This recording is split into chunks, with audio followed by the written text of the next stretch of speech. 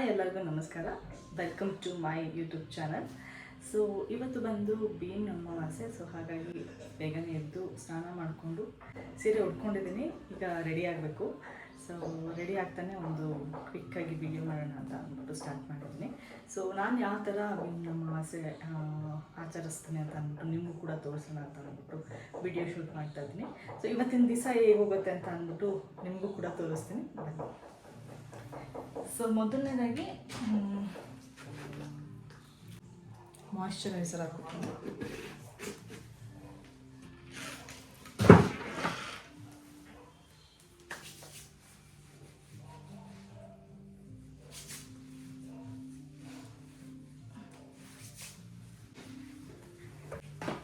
Next ಬಂದು sunscreen,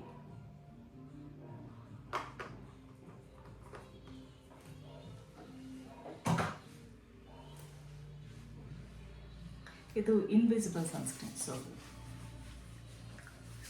ಕಾಣಿಸಲ್ಲ.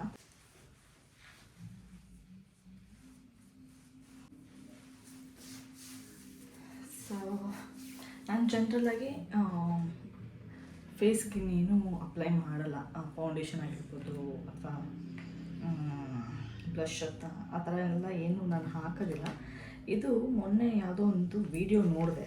So ಹಾಗಾಗಿ ತುಂಬ ಇಂಟ್ರೆಸ್ಟಿಂಗ್ ಅಂತ ಅನ್ನಿಸ್ತು. ಸೊ ಹಾಗಾಗಿ ತರಿಸ್ಕೊಂಡೆ, ನೋಡೋಣ ಹೇಗಿದೆ ಅಂತ ಅಂದ್ಬಿಟ್ಟು. ನೋಡಿ, ಇನ್ನೂ ಪ್ಯಾಕಿಂಗ್ ಕೂಡ ಓಪನ್ ಮಾಡಿಲ್ಲ. ಸೊ ನೋಡೋಣ ಹೇಗಿರುತ್ತೆ ಅಂತ ಅಂದ್ಬಿಟ್ಟು. ನಾನು ಕೂಡ ಫಸ್ಟ್ ಟೈಮ್ ಟ್ರೈ ಮಾಡ್ತಿರೋದು. ಸೊ ನೋಡೋಕ್ಕೆ ಸಖತ್ತಾಗಿ ಕಾಣಿಸ್ತಾ ಇದೆ. ಹೀಗಿದೆ. ಒಂದು ಕಡೆ ಫೌಂಡೇಶನ್ ಇರುತ್ತೆ, ಇದು ಬಂದ್ಬಿಟ್ಟು ವೈಟಾಗಿರುತ್ತೆ. ಆ್ಯಂಡ್ ಇನ್ನೊಂದು ಕಡೆ ಬ್ರಷ್ ಇದೆ. ಸೊ ಇದರಲ್ಲಿ ಮರ್ಜ್ ಮಾಡ್ಕೊಳ್ಳೋದು. ಸೊ ತೋರಿಸ್ತೀನಿ ಹೇಗೆ ಅಂತ ಅಂದ್ಬಿಟ್ಟು. ಸೊ ಫಸ್ಟ್ಲಿ ಫೌಂಡೇಶನ್ ನೋಡಿ ಈ ಥರ ವೈಟಾಗಿದೆ. ನಮ್ಮ ಸ್ಕಿನ್ ಟೋನ್ಗೆ ಅದು ಅಡ್ಜಸ್ಟ್ ಆಗುತ್ತೆ ಅಂತೆ.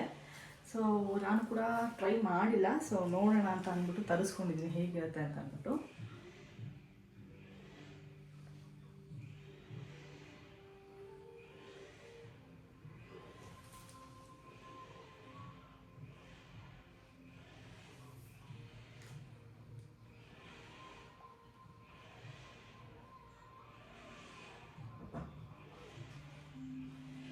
ಯೂಶಲಿ ಈ ಫೌಂಡೇಶನ್ ಎಲ್ಲ ನಾನು ಅಷ್ಟು ಪ್ರಿಫರ್ ಮಾಡಲ್ಲ. I don't like. ಬಟ್ ಈಗ ವಿಡಿಯೋ ಶೂಟ್ ಮಾಡ್ತಾ ಇದ್ದೀನಲ್ಲ, ಸೊ ಆನೆಸ್ಟ್ ರಿವ್ಯೂ ಕೊಟ್ಟಂಗೂ ಆಗುತ್ತೆ. ಹೇಗೆ ಕಾಣುತ್ತೆ ನೋಡೋಣ ಅಂತ ಅಂದ್ಬಿಟ್ಟು ಜಸ್ಟ್ ಅಕಾರ್ಡಿಂಗ್ ವಿಡಿಯೋ. ಆ್ಯಂಡ್ ಇದು ಬಂದ್ಬಿಟ್ಟು ಬ್ಲಷು.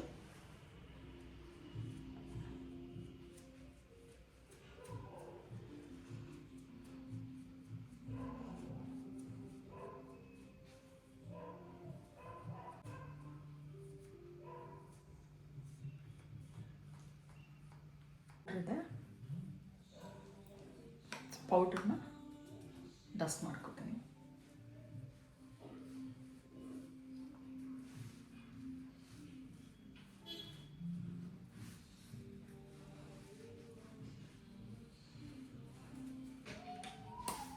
ನೆಕ್ಸ್ಟ್ ಬಂದು ಕಾಜಲ್.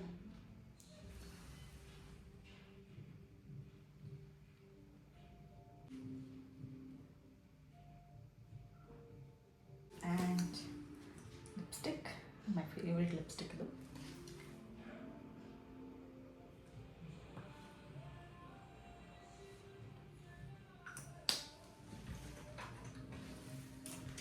Lip liner.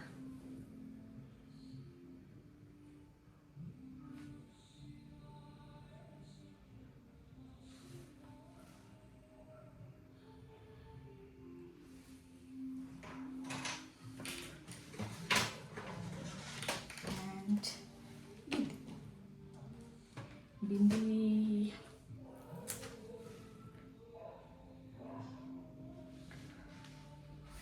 ಅಷ್ಟೇ.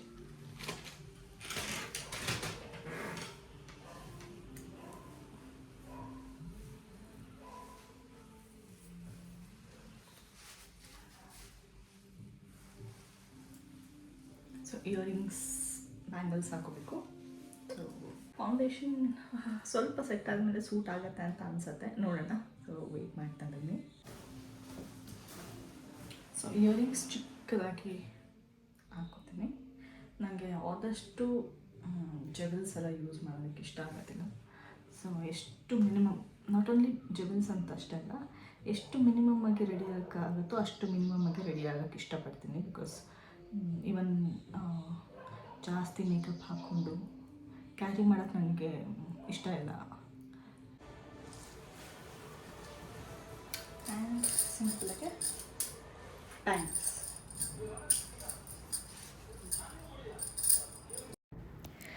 ಭೀಮನ ಅಮಾವಾಸ್ಯೆ. ಭೀಮನ ಅಮಾವಾಸ್ಯೆ ಅಂದರೆ ನನಗೆ ತಿಳಿದಿರೋ ಮಟ್ಟಿಗೆ ಒಂದು ಪವಿತ್ರವಾದ ದಿನ.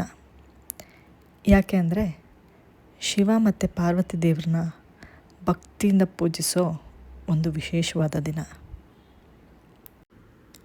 ಭೀಮನ ಅಮಾವಾಸ್ಯೆ ದಿನ ಪಾರ್ವತಿ ದೇವಿ ಶಿವನನ್ನು ಆರಾಧಿಸಿ ತಮ್ಮ ದಾಂಪತ್ಯ ಜೀವನದ ಸುಖ, ಶಾಂತಿ ಮತ್ತು ಕುಟುಂಬದ ಕ್ಷೇಮಕ್ಕಾಗಿ ಪ್ರಾರ್ಥಿಸಿದಳು ಎಂಬ ನಂಬಿಕೆ ಇದೆ. ಆದ್ದರಿಂದ ಈ ದಿನ ನಾವು ಕೂಡ ಶಿವ ಪಾರ್ವತಿ ದೇವರಿಗೆ ಪೂಜೆ ಸಲ್ಲಿಸಿ ನಮ್ಮ ಕುಟುಂಬದಲ್ಲೂ ಕೂಡ ಸದಾ ಪ್ರೀತಿ, ಸಂತೋಷ, ಆರೋಗ್ಯ ಮತ್ತು ನೆಮ್ಮದಿ ಇರಲಿ ಎಂದು ನಾವು ಕೂಡ ಪ್ರಾರ್ಥಿಸೋಣ.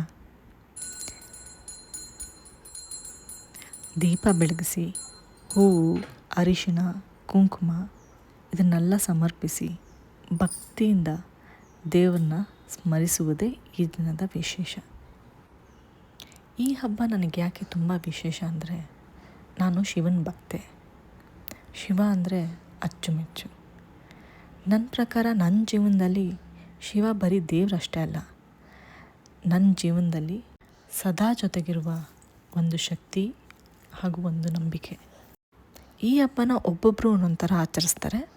ಕೆಲವರು ದೀಪಕ್ಕೆ ಅಲಂಕಾರ ಮಾಡಿ ಶಿವ ಪಾರ್ವತಿ ರೂಪದಲ್ಲಿ ಪೂಜೆ ಸಲ್ಲಿಸ್ತಾರೆ. ನಾನು ಪ್ರತಿ ವರ್ಷವೂ ದೇವರಿಗೆ ಪೂಜೆ ಮಾಡಿ ಅದಾದಮೇಲೆ ನನ್ನ ಗಂಡನಿಗೆ ಪಾದಪೂಜೆ ಮಾಡಿ ಆಶೀರ್ವಾದ ಪಡ್ಕೋತೀನಿ. ಸೊ ನಾನು ಹೇಗೆ ಆಚರಿಸ್ತಾ ಇದ್ದೀನಿ ಅಂತ ನಿಮಗೆ ತೋರಿಸ್ತಾ ಇದ್ದೀನಿ. ಹಾಗೆ ಶಿವ ಪಾರ್ವತಿ ದೇವರ ಆಶೀರ್ವಾದ ಎಲ್ಲರ ಮೇಲೂ ಸದಾ ಇರಲಿ ಅಂತ ಕೇಳ್ಕೊತಾ, ಹರ ಹರ ಮಹಾದೇವ್. ಪ್ರತಿ ಸತಿ ಪೂಜೆ ಆದಮೇಲೂ ದೇವರಿಗೆ ಏನಾದರೂ ಒಂದು ನೈವೇದ್ಯ ಇಡಲೇಬೇಕು ಅಂತ ನನ್ನ ತಾಯಿ ನನಗೆ ಅಭ್ಯಾಸ ಮಾಡಿದ್ದು. ಪೂಜೆ ಮಾಡುವಾಗ ಮಾಡಿ ಆದಮೇಲೂ ಕೂಡ ಎಷ್ಟೋ ನೆಮ್ಮದಿ ಅನಿಸುತ್ತೆ, ಏನೋ ಒಂಥರ ಪಾಸಿಟಿವ್ ವೈಬ್ಸ್ ಅನಿಸುತ್ತೆ. ನಿಮಗೂ ಕೂಡ ಹೀಗೇನಾ ತಿಳಿಸಿ ನನಗೆ. ಇದಾದಮೇಲೆ ಪಾದಪೂಜೆ ಮಾಡೋದಕ್ಕೆಲ್ಲ ರೆಡಿ ಮಾಡಿಕೊಂಡೆ. ಕಡ್ಡಿ, ಕರ್ಪೂರ, ನೀರು, ಸ್ವೀಟು, ವಿಭೂತಿ, ಅರಿಶಿನ, ಕುಂಕುಮ, ಅಕ್ಷತೆ ಹಾಗೆ ಕಂಕಣ. ಬಲಿಯೇ ಮಾಡ್ತೇವೆ ನಮಗೆ ಪ್ರಸಾದ ಇಲ್ಲ, ಕಾಲ ಬಿಡಮ್ಮ, ಪ್ರಸಾದ ಸಪ್ರೇಟ್ ಇತ್ತು.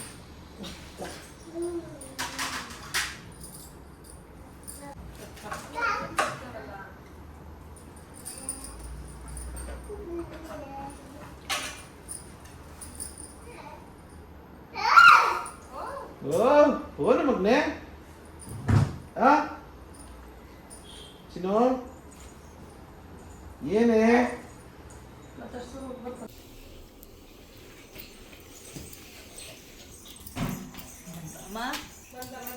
ಬಾ ನೀನು ಫಸ್ಟ್ ಇಲ್ಲಿ.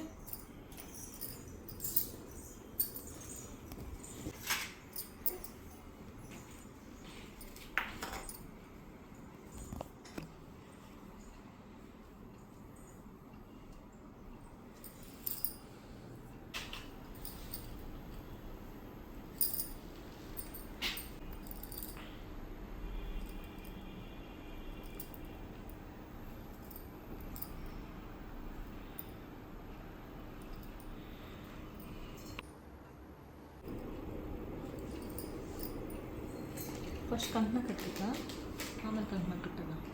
ನನ್ನ ಕೇಳಿದ್ರೆ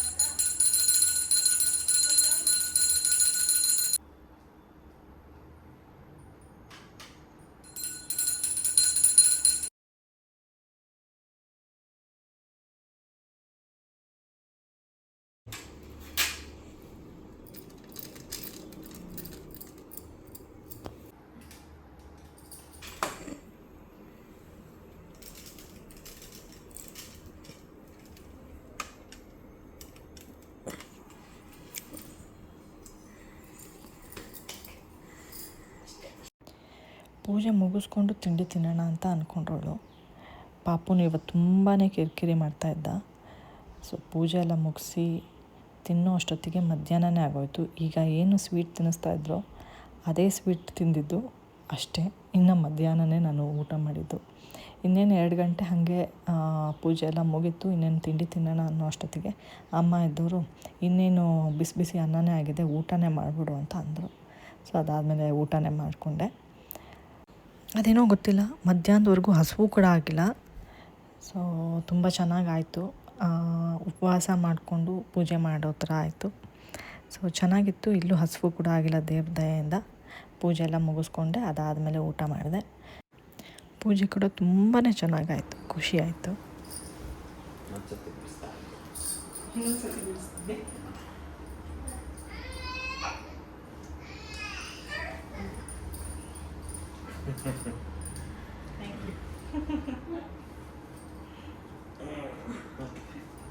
ಇಷ್ಟೊಂದು ಒಂದು ನೋಟ್ ಸಾಕಿತ್ತು.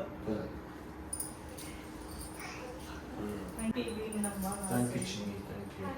ಯು ನಿಮ್ಗೆ ಒಳ್ಳೆಯದಾಗಲಿ.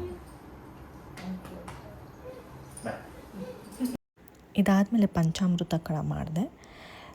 ಯೂಶ್ವಲಾಗಿ ಬಾಳೆಹಣ್ಣು ಏನಾದರೂ ಜಾಸ್ತಿ ಇತ್ತು, ತುಂಬ ಹಣ್ಣಾಗಿತ್ತು, ಜಾಸ್ತಿ ಮಿಕ್ಕೋಗಿದೆ ಅಂತ ಅಂದರೆ ಇದನ್ನು ಯೂಶ್ವಲಾಗಿ ಮಾಡ್ತೀನಿ. ನನಗಾಗಿರ್ಬೋದು, ನನ್ನ ಹಸ್ಬೆಂಡ್ಗಾಗಿರ್ಬೋದು ತುಂಬಾ ಇಷ್ಟ. ಸೊ ಇದು ಹೇಗೆ ಮಾಡೋದು ಅಂದರೆ, ನಾನಿಲ್ಲಿ ಏಲಕ್ಕಿ ಬಾಳೆಹಣ್ಣು ತೊಗೊಂಡಿದ್ದೀನಿ. ಏಲಕ್ಕಿ ಬಾಳೆಹಣ್ಣಿಗೆ ಖರ್ಜೂರ ಹಾಕಿ ನೀಟಾಗಿ ಸ್ಮ್ಯಾಶ್ ಮಾಡ್ಕೊಂಡಿದ್ದೀನಿ. ಇದಾದಮೇಲೆ ದ್ರಾಕ್ಷಿ ಹಾಕಿದ್ದೀನಿ, ಒಣ ದ್ರಾಕ್ಷಿ.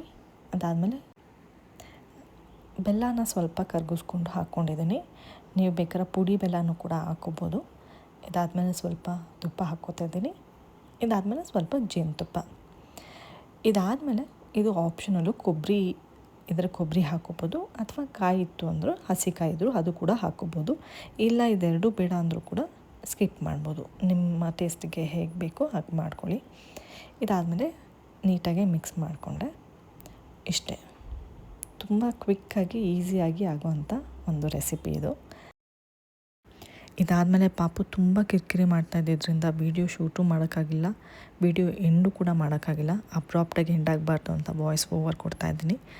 ದಯವಿಟ್ಟು ಈ ವಿಡಿಯೋ ಏನಾದರೂ ಇಷ್ಟ ಆಗಿದರೆ ಒಂದು ಲೈಕ್, ಶೇರ್ ಹಾಗೂ ಸಬ್ಸ್ಕ್ರೈಬ್ ಮಾಡ್ಕೊಳ್ಳಿ. And thank you so much.